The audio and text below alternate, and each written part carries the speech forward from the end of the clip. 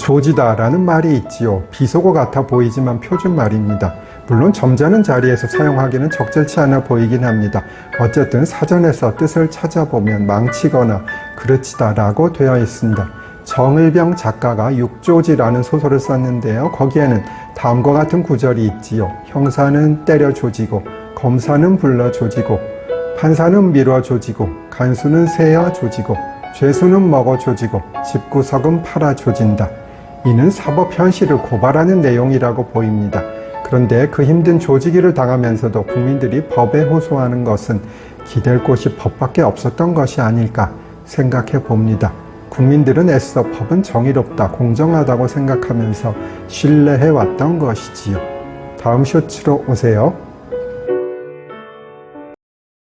저는 쇼츠에서 이어집니다.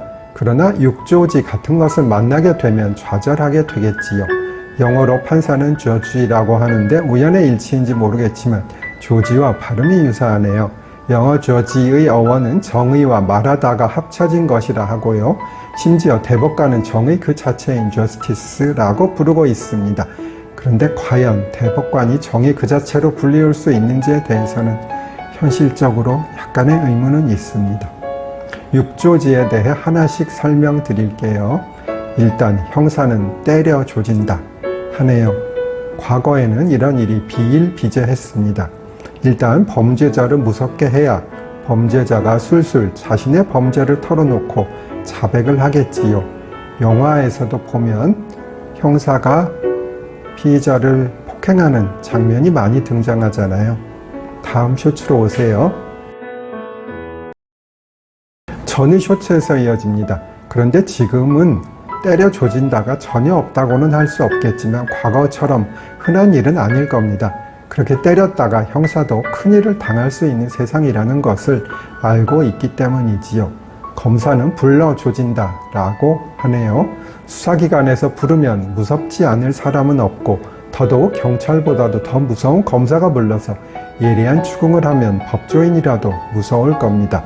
그런데 검사가 시도 때도 없이 불러서 힘들게 하는 것이 현실에서도 있긴 합니다. 더더욱 크고 사회적 파장이 있는 사건에서는 그러하겠지요.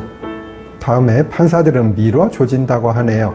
여러 번 설명을 드렸지만 판사들은 사건 처리가 급하지 않습니다. 빨리 사건을 끝내고 싶은 것은 사건 당사자일 뿐 법원의 판사나 법원 직원에게는 그냥 산적한 사건 중 한 건일 뿐입니다.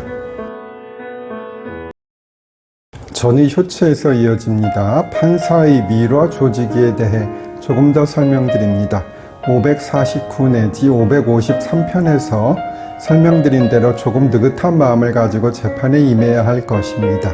제일 중요한 것은 건강이니 소송을 하면서 건강을 잃으면 상대방에게 이미 진 것이나 다름없습니다. 그 다음으로 네 번째, 간수는 세어 조지는 것입니다. 간수는 수용자가 한 사람이라도 없으면 큰일이 나므로 무슨 일이 있을 때마다 사람 수를 세어서 점검하는 데 바쁘다는 것입니다. 지금은 전보다는 수감자 수가 좀 줄어서 조금 덜하지만 지금도 간수들은 수감자들을 세는 일을 게을리할 수 없을 겁니다. 그 다음으로 죄수는 먹여 조집니다. 지금은 전보다 나아지긴 했지만 죄수의 식사가 좋을 리 없겠지요. 그러니 죄수는 항상 배가 고프고 더욱이 추울 때는 더 배가 고플 수도 있겠습니다. 전의 쇼츠에서 이어집니다. 죄수의 먹어 조지기 설명입니다. 그래서 죄수는 늘 배가 고프고 사식을 원하기 때문에 친지나 가족들에게 영치금을 넣어달라 할 수밖에 없겠지요. 마지막으로 가족들은 팔아 조집니다. 없는 살림에 변호사 선임을 하거나 합의를 하거나 영치금을 넣어주려면 돈이 많이 필요하겠지요.